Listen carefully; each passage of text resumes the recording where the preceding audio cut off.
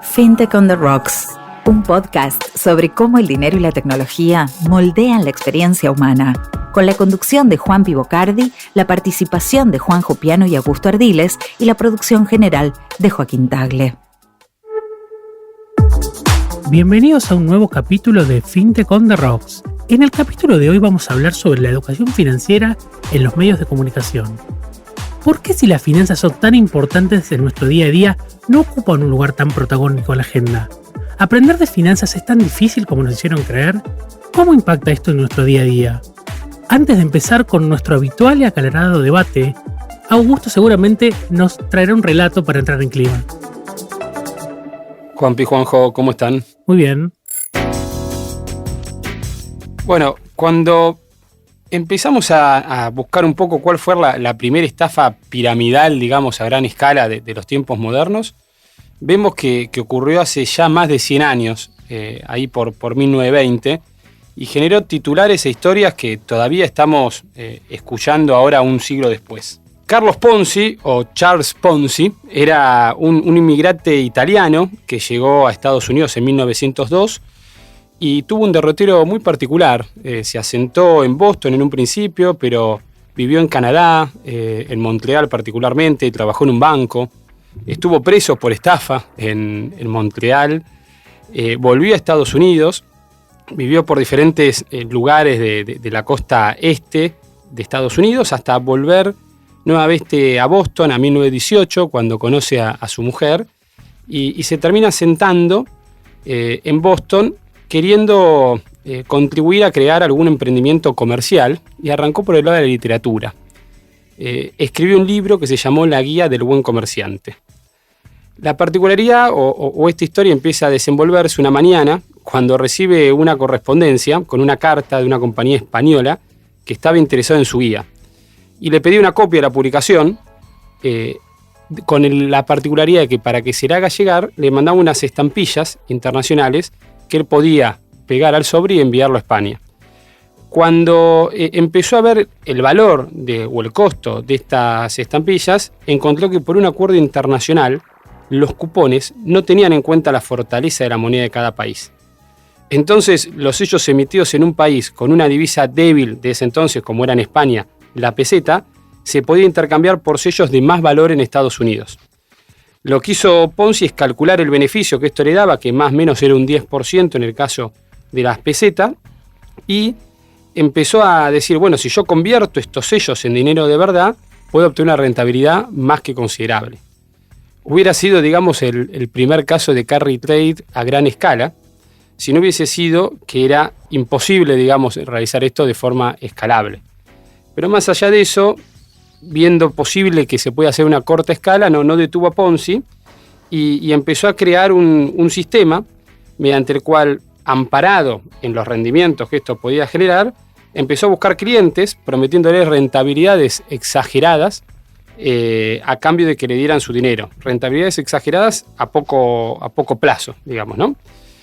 Y en sus memorias, luego, estando en la cárcel, Ponzi escribe que su primer cliente fue un vendedor de muebles que entró a su oficina reclamándole que le pagara las cuotas que tenía atrasada por las compras de unos muebles.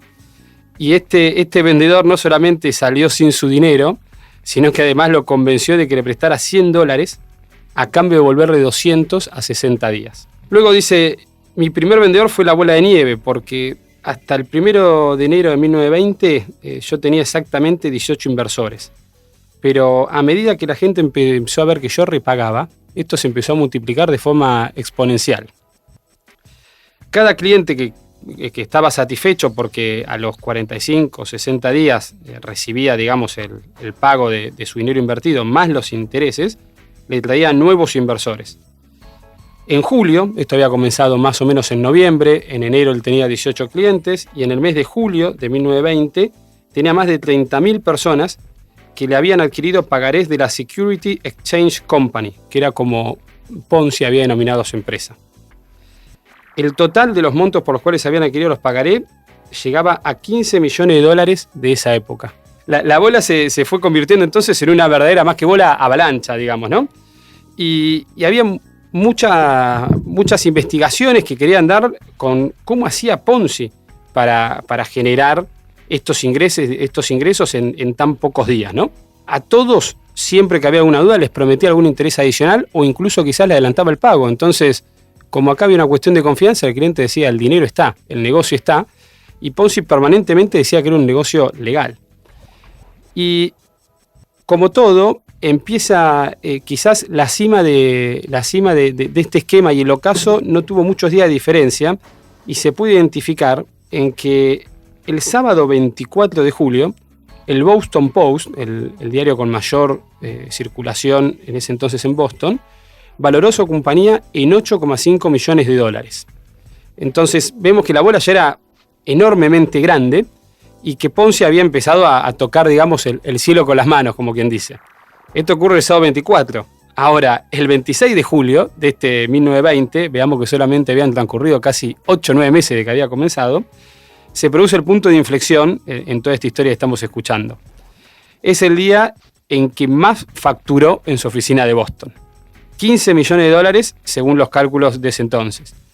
Las crónicas dicen que todas las calles eran un mar de sombreros de paja y gente, digamos, gritando que agarraba nerviosa los fajos de dinero y estaba desesperada por llegar a dárselos a este tal Ponzi que les prometía estas rentabilidades exageradas.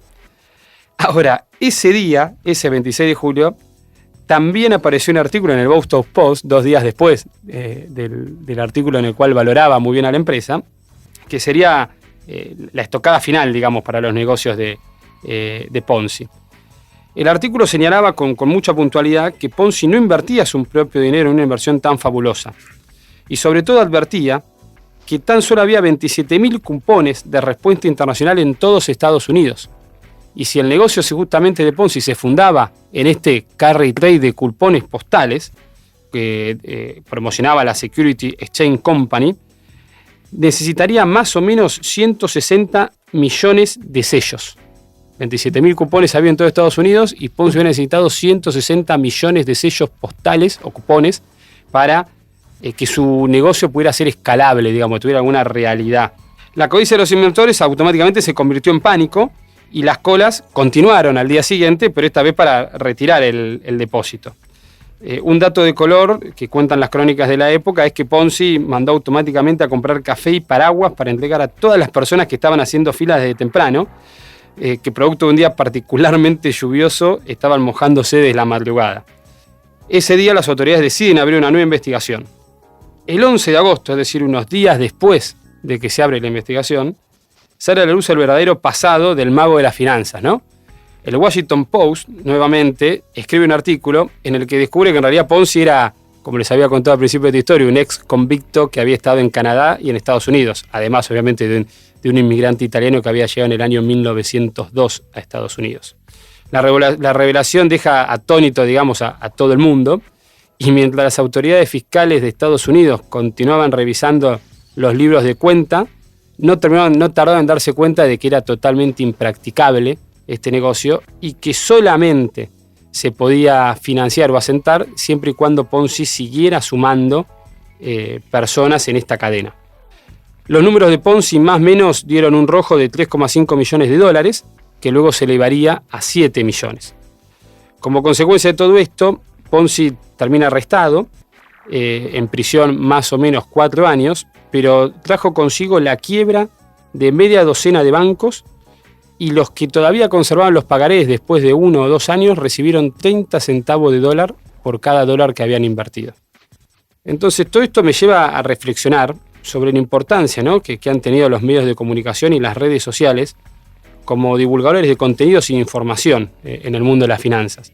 Me faltó agregar que el Boston Post, más allá de haber sido quizás durante 2 días el promotor de la cima de Ponzi, luego termina siendo el revelador, digamos, ¿no?, del ocaso de él, y por haber descubierto toda la entramaña en la cual estaba Ponzi metido para engañar a todos sus suscriptores, terminó recibiendo un premio Pulitzer ese año. Y luego de 100 años, creo que seguimos, Juanpi, muy expuestos, ¿no?, a este tipo de cosas, a esta falta de educación financiera o de publicidad engañosa en los cuales estamos inmersos. ¿Cómo se comienza, digamos, a sacar un poco el hilo para darnos cuenta cuándo estamos ante un esquema Ponzi, que es como se empezaron a llamar a partir de ese entonces, o no? ¿Qué rol juegan hoy por hoy los medios de comunicación y principalmente las redes sociales en todo esto? Para responder a esta pregunta necesitaríamos a un invitado que sepa mucho de economía y finanzas y que conozca los medios desde adentro. Sofía Terrile, gracias por visitarnos. ¿Cómo están? Antes que nada voy a hacer un disclaimer. A mí me da vergüenza conducir un podcast al lado de una conductora y periodista profesional, así que venís muy bien. Al final del episodio le voy a pedir un feedback, ¿sí? Que tiene que ser transparente. Ok. Total, y cero condicionado por estar acá Cero condicionado, escuchándonos. Totalmente. La pregunta es esa, ¿no? ¿Por qué seguimos cayendo en las mismas estafas? Bueno, a ver, en la Argentina me parece que se conjugan dos factores, ¿no? O algo que le agrega una capa de complejidad al tema de la falta de educación financiera, que sabemos que no es solamente aquí en la Argentina, sino global, ¿no?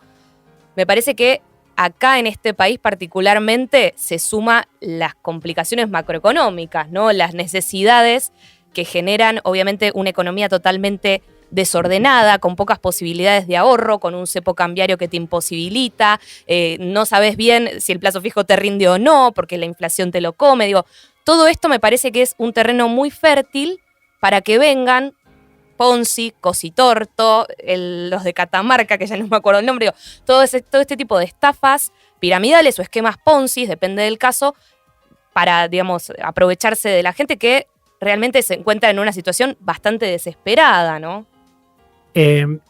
Imagino que de tu rol habrás tenido contacto con víctimas de este tipo de eventos, ¿no? A veces parecen muy evidentes, incluso a mí a veces me lo cuentan y digo, ¿cómo te pudo haber pasado eso? E incluso me pasa con personas que han tenido acceso a la educación formal, algunos diputados de la nación, incluso con doctorados. ¿Por qué es tan difícil darse cuenta? Mira, lo primero que te puedo decir, digamos, como persona que entrevistó a esta gente y que tal vez es tu primer pensamiento, ¿cómo pudiste caer en esto? Es que es importante también no revictimizar a estas personas, no decir, bueno, fue porque sos tonto. No, o sea, estos esquemas funcionan con publicidad muy armada, funcionan con atractivos y ganchos que te pueden agarrar desprevenido. Digo, nadie está exento de caer en un esquema de este tipo. Y sí, he hablado con muchas víctimas, personas que vendieron, me acuerdo del caso, el último más reciente, el tema de SOE, ¿no? Cómo empezó a caer con las denuncias de la CNB, de la Comisión Nacional de Valores. También la ONG Bitcoin creo que había hecho una denuncia a principios de ese año. Digo, cuando empezó toda la caída, empezamos a escuchar a las víctimas y te contaban, yo vendí un departamento, perdí el auto, perdí a todas mis amistades porque les pedí plata prestada para entrar. Digo, tienen consecuencias muy, muy profundas sobre la economía y sobre la vida de estas personas, todas estas estafas. Viste, Sofi, cuando Karl Marx escribe el 18 Brumario de Napoleón Bonaparte, dice, la historia primero sucede como tragedia y luego se repite como farsa. Y estamos escuchando, o mejor dicho, estaba contando la historia de Ponzi en 1920. Y bueno, en la Argentina quizás como farsa surgió Cositorto, digamos, ¿no? 102 años después. Me interesaría saber cómo fue puertas adentro de los medios de comunicación y vos como comunicadora, todo el proceso de empezar a darte cuenta, che, me parece que este tipo tiene una hamburguesería que sí. No funciona. El hotel, ¿te acordás? Todo lo que, el hotel, todo digo, lo o sea, ¿cómo fue el rol tuyo de decir, che, pará, empiezo a tener una responsabilidad yo como comunicadora, algo tengo que decir, me empiezan a preguntar en las redes sociales, digo, voy a tomar una cerveza con amigas y me dicen, ¿qué opinas de esto? Creo que hay una inmediatez mucho mayor que la que tenía el Boston Post, digamos, en 1920. Hoy por hoy es 24/7. E incluso con esta inmediatez mayor logró calar muy hondo, digamos, ¿no? No sé cuánto es el perjuicio económico que terminó generando Show, pero sé que fue grande, digamos. Sí, totalmente. A ver, ahí hay un tema, si querés, de criterios de noticiabilidad, ¿no? De cómo funcionan los medios que por una denuncia tal vez no van a levantar el caso, ¿se entiende? Ahora, cuando sale la CNB a decir, ojo que está pasando esto, después se suma al Banco Central, se suma a la justicia, cuando empieza a tomar cierta relevancia a nivel nacional o empieza a ver, empezamos a ver esa imagen, ¿se acuerdan de las oficinas de Núñez con la gente haciendo la fila esperando para cobrar y que no cobraba? Digo, cuando empieza a ser muy visible es cuando lo empezamos a levantar, si querés. A mí, yo personalmente soy mega desconfiada de todo, tengo conocidos que estuvieron metidos adentro de SOE, digamos, o sea, empecé a recibir mensajes por las redes, yo decía, bueno, voy a ver qué onda, yo, viste, no me quería meter mucho hasta que empecé a ver que había denuncias formales, personas haciendo filas, digamos, porque en redes te llegan mensajes todos los días de me estafó tal banco, y no, tal banco no te estafó, o sea, lamentablemente te llamaron, les diste las claves, digamos, ¿se entiende? No siempre es una estafa lo que se señala en redes. Bueno, cuando empieza a ser mucho más notorio, sí, obviamente lo levantamos en los medios. Además, tengan en cuenta que yo particularmente trabajo en un medio generalista, no trabajo en un medio de finanzas específico, entonces tal vez tardan un poco más en llegar estas noticias cuando dejan de ser tan de nicho, ¿no? Pero ahí tiene un impacto muy grande, ¿no? Cuando llega... Absolutamente, porque además cuando hablas de una, empiezan a caer las demás. O sea, me acuerdo que había también esquemas así en La Rioja y en Catamarca particularmente. Cuando hablas de una, empiezan a preguntarte por todas las demás estafas, ¿no?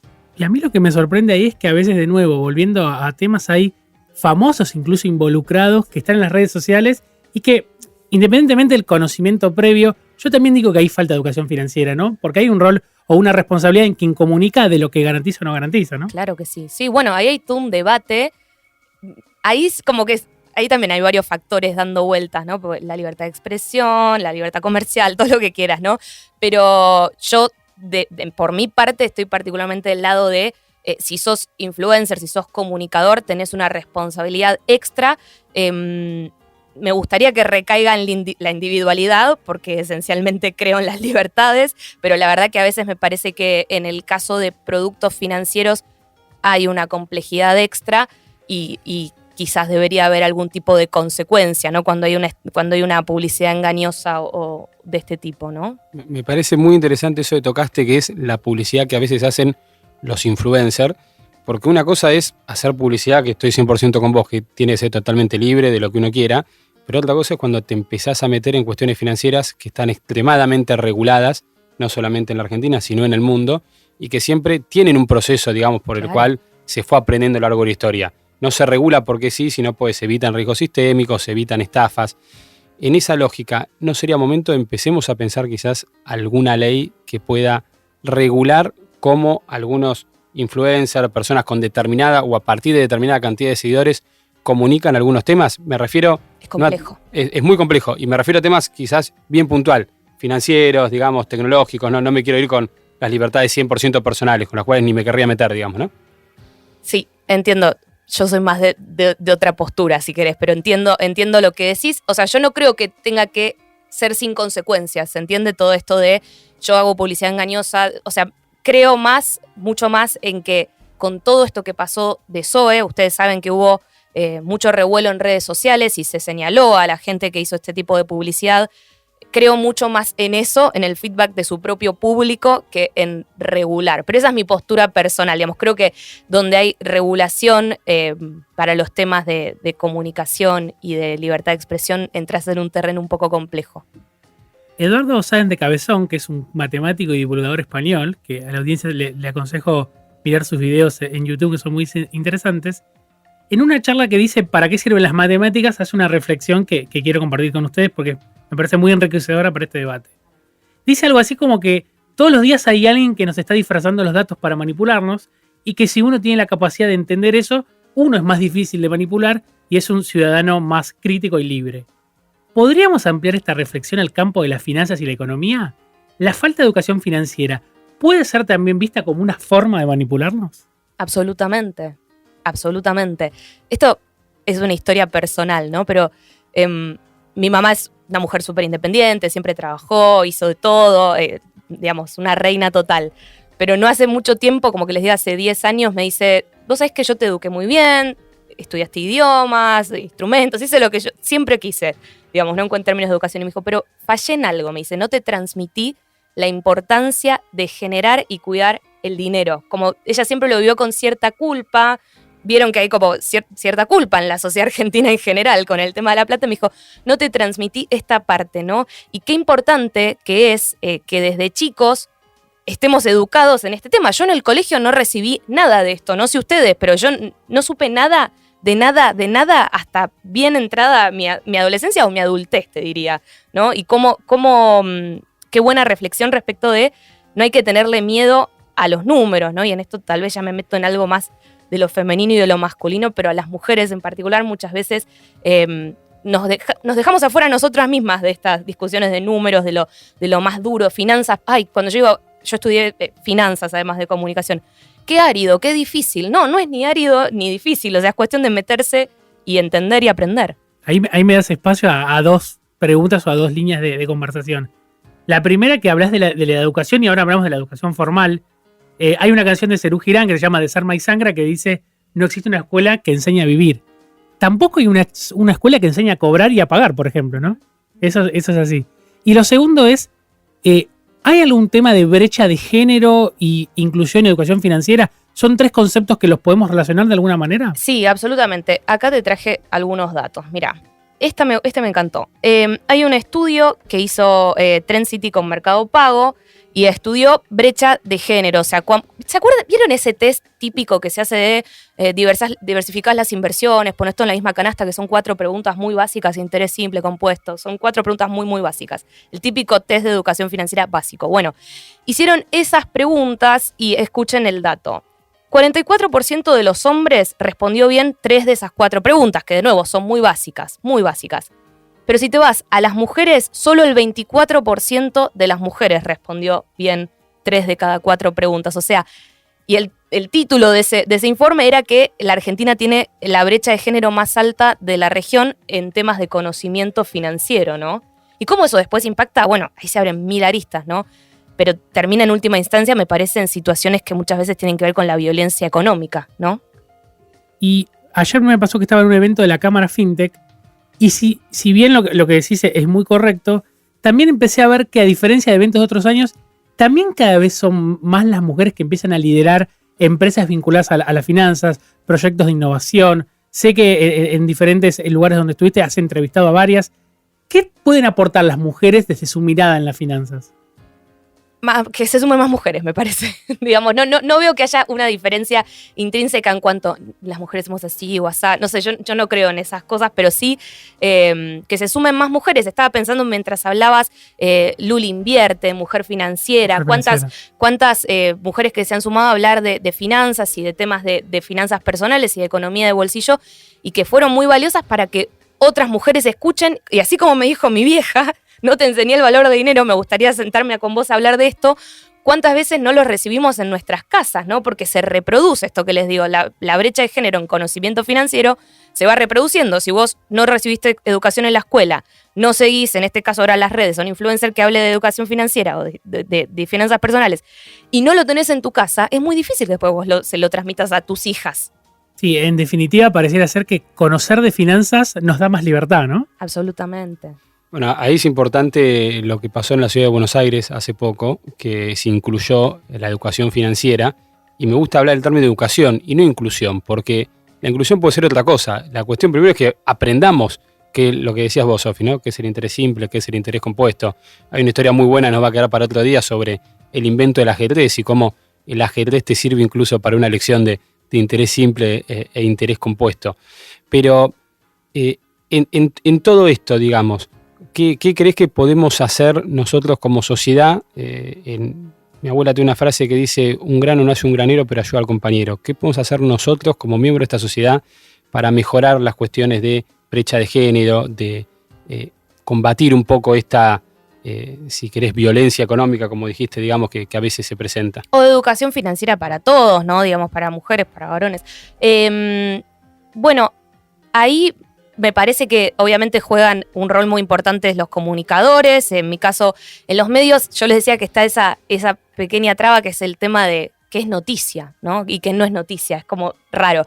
Pero hoy tenés las redes, que es muy distinto de una noticia, es un contenido, y el contenido no necesariamente es una mala noticia. Ahí me parece que hay mucho espacio para crecer. Las escuelas, obviamente, me parece clave, importantísimo que haya espacios adentro de las escuelas donde, o sea, a mí me hubiese encantado recibir desde chica algún conocimiento financiero. Y después me parece que hay un esfuerzo también que puede hacer, si querés, el sector privado en su conjunto, ¿no? Me parece que a la fintech, a los bancos tradicionales, a los bancos digitales, a las billeteras virtuales, a todos les sirve que la gente esté educada y sepa usar sus propios productos, porque de pronto educación financiera también es entender para qué me sirve cada producto financiero y cómo lo puedo usar. O sea, al final es hacer crecer el mercado, ¿no? Totalmente, totalmente. Y además, bueno, lo decías vos al principio, Sofi, en Argentina estamos como en el lugar del mundo, si se quiere, donde la gente tiene que estar informada, digamos, ¿no? O sea, acá se mezclan una cantidad de cosas que es, 7% de inflación mensual, o sea, un caldo de cultivo, si se quiere, la cantidad de billetes que tiene la gente, cómo transportarlos, digo, hay muchas cosas que ponen en riesgo a la gente y que la gente tiene que estar preparada, ¿no? Educada. Entonces, mezclo esto un poco con el tema de los influencers, ¿no? Me acordaba de la historia tuya, Agus, del diario que de alguna manera estuvo involucrado como comunicador en el auge, ¿no? En el antes y el después. En el antes y el después. Y después fue y lo señaló, digo, no me voy a poner a juzgarlo porque no conozco las intenciones de ese medio en ese momento, pero digo, qué importante ahora con la descentralización de la información que representan los influencers, ¿no? Con cada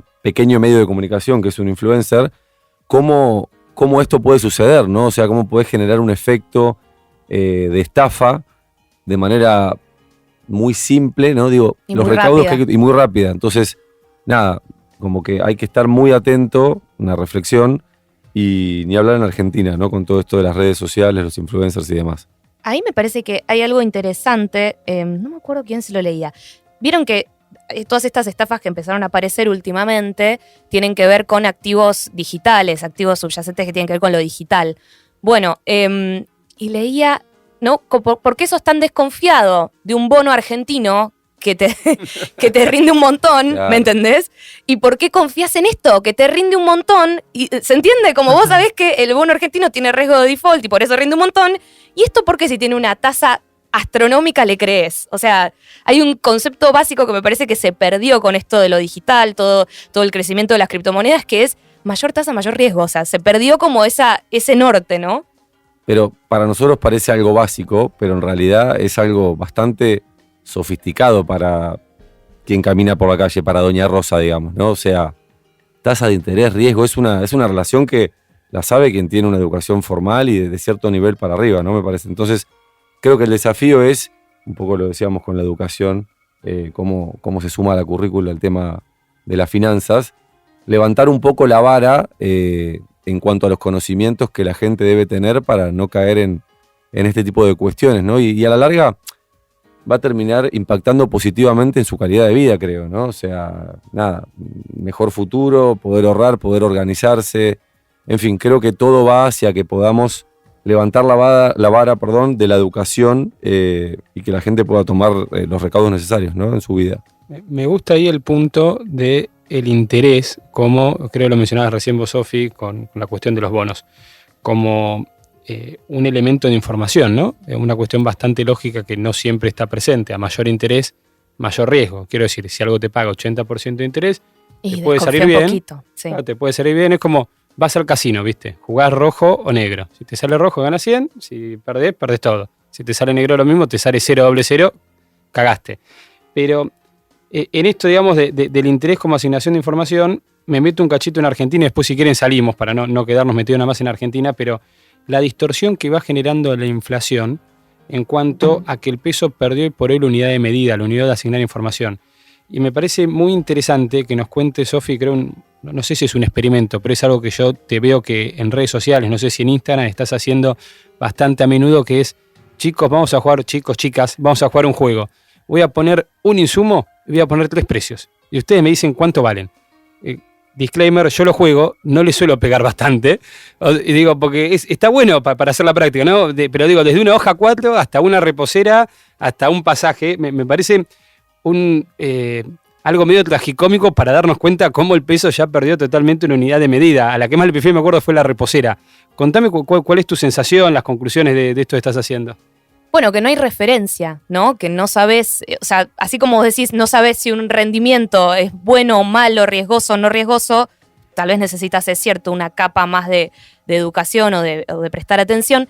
En el caso de los precios está muy patente, ¿no? Cómo se perdió la referencia de qué es barato, qué es caro, qué rinde, qué no rinde, y se ve muy patente. Este juego yo lo hago como a modo de experimento tal cual, también para demostrar un poco que, miren el desastre en el que vimos que una lapicera puede costar más, no sé, un boleto de colectivo cuesta menos que una lapicera, o sea, es caótico el tema de los precios, y creo que eso trasluce mucho también al final en las tasas, si querés, en última instancia. Igual creo que en el caso de los proyectos digitales, si ustedes me corregirán, se prometen tasas en dólares astronómicas. Es como decís, ¿cómo en dólares? O sea, ¿cómo llegas a esa tasa en dólares y nada rinde en el mundo así, no? Sí, ahí tenés un punto incluso de regulaciones. Digo, en general yo a veces me cruzo con esas publicidades de algunos crypto exchange y que ponen las tasas en dólares en la vía pública que garantizan el rendimiento de una inversión, y yo a veces digo, si yo estuviera en los zapatos del Banco Central y mirara esto, como alguien le mandaría un correo diciéndole que se cuide un poco, ¿no? Porque en realidad hay un descontrol en ese sentido. En este podcast, un poco al principio siempre hablamos del pasado y contamos una historia, nos vamos al presente y debatimos mucho, pero nos gusta reservarnos un espacio para hablar del futuro, ¿no? ¿Vos cómo te imaginás la economía del futuro? ¿Qué pregunta? Anda buscando Es la parte soñadora. ángulo. Es la parte soñadora del podcast, ¿no? Te podemos dar 45 segundos para que lo pienses y después lo editamos, Sofi. ¿Cómo me imagino la economía argentina en el futuro? No, digo, la economía del futuro en general. Digo, va a ser, por ejemplo, el trabajo va a ser 100% remoto, los medios de comunicación van a desaparecer y todo el contenido va a ser por influencer. Bueno. No, yo soy mucho más realista tirando a pesimista sobre el futuro. O sea, no creo que sea todo digital. Lo estamos viendo. O sea, viste que pensábamos que la pandemia iba a cambiar todos los hábitos y 2022 estamos igual que antes. Estamos acá los cuatro sentados charlando sin barbijo, haciendo todo lo que hacíamos antes. O sea, y en un estudio de grabación, no por Zoom. O sea. Tal cual. Y en un capítulo, que charlamos con una experta en efectivo, hablamos un poco de esto, ¿no? De la correlación entre el desarrollo de un país y el uso del efectivo. Bueno. Hablábamos de Europa, Argentina, Estados Unidos, la diferencia que hay entre lo que uno a priori pensaría, que cada vez usamos menos efectivo a nivel que avanza la tecnología, la simpleza, pero acá estamos al revés, o sea. Pero acá tenés un problema de informalidad gigante. De informalidad, de presión impositiva, de confianza, bueno, todo lo que sabemos, pero nada, es increíble que pensábamos recién en el futuro y es contraintuitivo porque no sé si es con menos efectivo, ¿no? Por lo menos en el corto plazo, mediano. Entonces, nada, Argentina es increíble. Es que por eso me quedé como muda con la pregunta, porque digo, es como Argentina es distinta al resto del mundo. ¿Cómo me gustaría la economía del futuro estable? Es la respuesta que pensé primero. Hay factores muy particulares que afectan, que nada, es como que desvirtúan todo, pero yo creo que una palabra que no podemos obviar pensando en el futuro de las finanzas es la simplicidad, ¿no? Y no sé si aplica a Argentina, pero salgamos un poquito de Argentina, digo, todo va hacia hacer las cosas más simples, ¿no? Las aplicaciones, la atención en los bancos, la atención vía multicanales, no sé, digo, yo veo que y lo hablamos también en algún capítulo, los que van a triunfar en las finanzas del mañana tienen que ver, digo, los que van a prestar servicios tienen que ver con la interpretación de la simpleza. Digo, cómo estás haciendo finanzas sin hacerla. Lo hemos hablado, ¿no? Sin que te des cuenta, con Tamara lo hablamos, Diego. Creo que ahí, nada, el que pueda generar valor sin perjudicar a la gente, logrando que la gente confíe, otro tema que hablamos fundamental de las finanzas, la confianza, creo que va a ser un líder del futuro en el mercado financiero en general, ¿no? Tamara de Wasabi nos plantea haber hecho de vamos a hacer cosas sin darnos cuenta. Eso me gustó, ¿no? Exacto. Vamos a pagar medio de forma automatizada con todos los débitos cargados. Vamos a ir a una panadería y quizás directamente acercar el reloj. Digo, cosas que no están tan lejanas, digamos. Juanpi le decía a Manu Belvá, anoche tuve un sueño. Fui a una panadería y pagué con Bitcoin. ¿Cuándo va a ser realidad? Y Manu dijo, no, hacelo ahora, toma una tarjeta de Velo, andá. Claro. Y cómo se ha avanzado con los pagos QR, ¿no? Con esto, digamos, me parece que eso ya te va allanando el terreno para después ir con el reloj, con la tarjeta contactless, con todos los productos financieros. Y voy a hacer una pregunta más precisa todavía y probablemente igual de complicada. Y el periodismo económico del futuro, es decir, el periodista económico del pasado, ¿no? Voy a dar un ejemplo. Sí. Yo siempre escuchaba, no sé, en los 90, o sea, Miguel Granados, ¿no? Que era alguien que aún hoy lo sigo escuchando, pero con mucha cultura y que se ponía y era como el señor, no voy a hablar de su edad, pero digo que desde que hablaba de un lugar de conocimiento y muy preparado y venía de traje y corbata. Y ahora, digo, y no sé si ese mensaje caló tan profundo en toda, ¿no?, la sociedad, porque generalmente fue una comunicación más de nicho. ¿Cómo es el comunicador económico del futuro? ¿Qué tiene que tener? ¿Cómo va a llegar a la gente? ¿Cómo crees que va a ser eso? Mira, pasa que yo no soy una comunicadora de economía tradicional, si querés, porque la carrera me llevó, o sea, yo tenía mi editor, yo trabajé en La Nación muchos años, tenía un editor, Pablito, que lo quiero mucho, y me decía la Cenicienta de las finanzas, porque yo agarraba los temas que nadie quería agarrar y que eran al final lo que terminaba, Total. ¿no? O sea, era, no sé, el dólar paralelo, qué pasa que no puedo comprar dólares, por qué no puedo ahorrar de tal o cual manera. Y ahora también, digamos, mucho de mi agenda es el precio del tomate. Yo no lo digo despectivamente, en el sentido de es lo que la mueve a la gente. O sea, es el bolsillo, es las finanzas personales, es más lo micro que lo macro muchas veces. Y si es lo macro, me parece que la clave, yo te digo acá como periodista de economía del presente y como herramienta para el futuro, es ¿por qué me importa esto? ¿Por qué me importa que la Argentina acuerde con el fondo? ¿Por qué me tiene que importar que los bonos estén rindiendo tanto? ¿Por qué me tiene que importar que el Banco Central tome tal o cual medida con el dólar soja? Digo, es el por qué más que el qué. Y fíjate ahí qué importante, digo, hablamos de el periodista económico del futuro, que para mí es del presente, digo, vemos, ¿cómo se llama esta chica que trabajaba en Infobae, comunicadora también, que tiene su propio canal? Tiffy Tiffy del Mastro. Tiffy del Mastro, digo, se abrió su propio canal de redes sociales, hoy ella es un medio, y digo, creo que, si puedo aportar una reflexión, esto tiene que ver con el interpretador, cómo el profesional de la comunicación interpreta, desmenuza y baja a lo fácil a la persona de a pie, ¿no? O sea, el tomate, ¿cómo impacta todo esto en la vida de la gente? Creo que la responsabilidad de ustedes como comunicadores es no venderle humo a la gente, digamos, ¿no? O sea, agarrar la realidad con la cultura que ustedes tienen, con el estudio que tienen, con las herramientas que tienen y la información que tienen, bajar a detalle lo importante y, digamos, dejarlo fácil para la gente. Y ahí, nada, estamos haciendo educación financiera, claramente. Me gustó el punto de periodismo económico de futuro y vuelvo quizás a una pregunta que te hice al principio, Sofi, que era cómo te ves el tema de regular o no la cuestión, digamos, de la libertad de comunicación o qué se comunica. Y creo que diste un buen concepto, que es, creo que está buena la pena o el castigo que recibe el influencer, digamos, que mal comunicó algo o que promocionó erróneamente algo.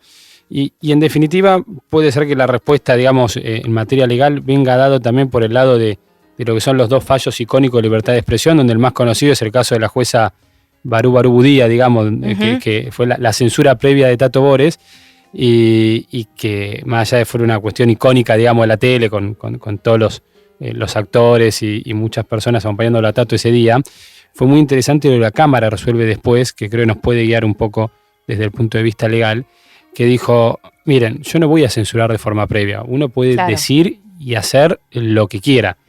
Después, si esa persona que está diciendo o haciendo lo que quiera infringe un daño, comunica de forma maliciosa o incluso induce al engaño, bueno, tendrá consecuencias claras, digamos, y concretas. Puede ser que incluso me lo quedé reflexionando, ¿no?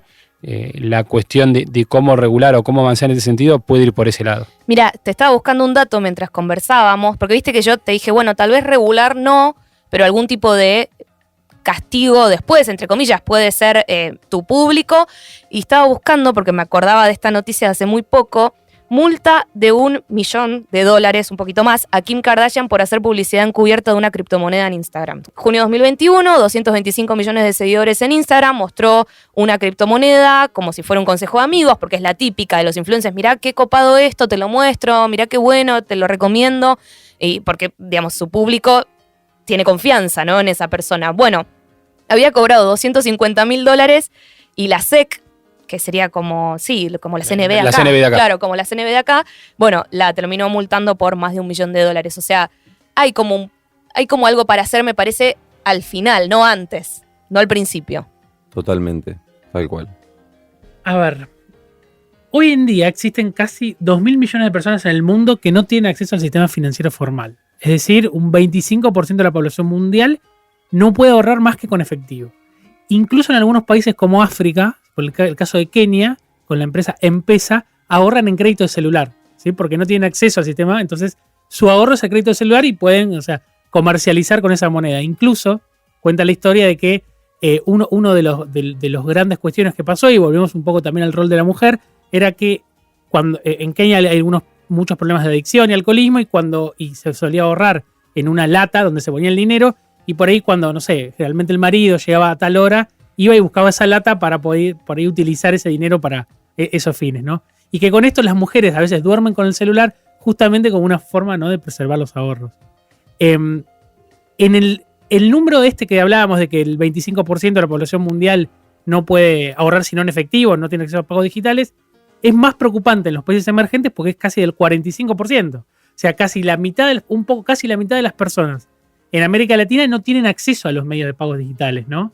Me acordaba mientras hablaba, ¿se acuerdan del viral de hace unas semanas del nene que rompe la alcancía y se da cuenta de que solo le alcanza para un paquete de figuritas? Sí, se lo voy a llorar.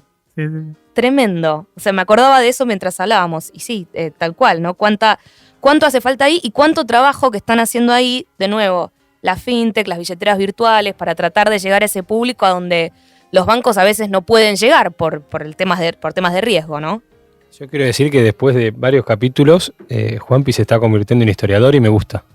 Estoy aprendiendo de vos y aparte, hoy lo dijiste, no te quise interrumpir, yo nací un 26 de julio, así que estoy relacionado con la historia de los estafadores Ponzi y espero que para la parte buena, ¿no? Para bien. Como para divulgador, bien. como comunicador. Bueno, Juanjo, ¿pasamos a la pregunta del final? Si quieren, sí. Yo me quedaría hablando, una hora más. Y ni hablar si sacamos el tema de las figuritas del Mundial. Creo que podemos hacer un podcast aparte, ¿no? Es un podcast exclusivo sobre el Mundial. Capítulo 1 es cómo conseguir figuritas. Acá, en este espacio que hemos armado con los chicos, tenemos ya un clásico que hemos denominado la pregunta buena leche, ¿no? Ya me imagino por dónde viene. No sé si te imaginás. Es muy simple. La pregunta de Mirta, ¿viste? No. Esta es buena leche en serio. Yo soy como la gente, te voy a preguntar. No te voy a preguntar nada que no te ponga que te va a poner nervioso. Esta es más personal. Sí. No, totalmente. Es bien on the rocks. Y la pregunta es, ¿qué problema del mundo te obsesiona resolver, no?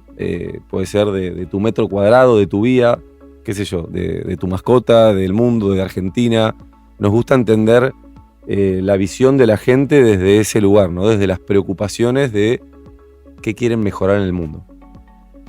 Bueno, hablábamos hoy y me parece que esto es algo que he tenido, digamos, como norte en mi carrera en los últimos meses, sobre todo cuando arrancó todo el tema de Zoe, que como les decía fue un temazo en el medio donde yo trabajaba y en otros medios. Y el tema de las estafas me parece de verdad que es como una misión mía, si querés, ¿no? De decir, bueno, que la gente esté más atenta con las herramientas que tenga y que pueda, y sí, me obsesiona bastante. Y de hecho, cuando me convocaron, esto fue lo primero que pensé. Ni habíamos hablado de estafas al principio, y lo primero que se me ocurrió cuando hablamos de educación financiera, yo lo quiero conectar con esto, que al final es el último fin, ¿no? Tratar de que a la gente no le arruinen las finanzas, la familia, las amistades. Creo que va por ahí. Si te convertís en el Boston Post del siglo XXI y recibes un Pulitzer, queremos estar invitados. Sí, pero espero no ser el primero, o sea, espero no tener la primera parte, que era hacer publicidad engañosa. Y lo bueno es que laburo en Argentina vas a tener siempre si te dedicas a siempre. eso, o sea, Sí. ¿no? Sí. Bueno, llegamos al final de este episodio. A mí me da vergüenza preguntar cómo lo hice. No, muy bien, muy simpático. Bien, La bueno, clave es ser simpático, lo demás... aprobamos. Uh-huh. Espero que el tomate no suba mucho de precio. Esperemos. Esperemos que no. Sí. Espero que la hayas pasado muy bien, Sofi. A toda la audiencia, los esperamos en el próximo capítulo de FinTech on the Rocks.